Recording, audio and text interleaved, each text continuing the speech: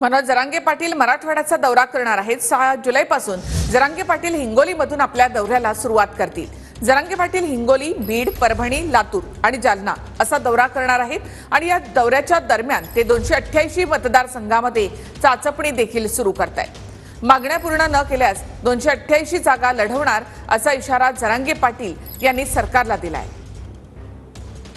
शांतता जनजागृती रॅली आम्ही जिल्ह्यात ठेवलेले। आमचा जिल्ह्यातला सगळा मराठा एकत्र येणारे आणि शांततेत आपल्या लेकराला न्याय मिळावा म्हणून मागणी करणारे। जिल्ह्यात कुठेही मराठा समाज विखरून राहणार नाही।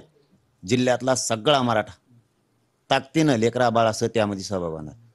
हे पहिल्या टप्प्यातले असे महाराष्ट्रभर सगळे टप्पे आम्ही टाकतोय।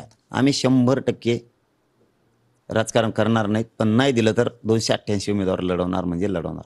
आम्ही विधानसभेत आम्हाला उमेदवार दिल्याशिवाय पर्यायचं नाही। सगळ्या जाती धर्माला सोबत घेऊन आम्ही लढणार आहेत। आमचा नाविलाज असं चाचपणी सध्या तरी सुरू आहे। सर्वे फिरवे नाही म्हणणार मी, पण ते चाचपणी आमची सुरू आहे। हे सगळ्या जाती धर्माचे लोक एकत्र आणणं काम आहे। जर सरकारने नाही दिलं तर, आणि जर दिलं तर आम्हाला राजकारणाकडे जायचं नाही।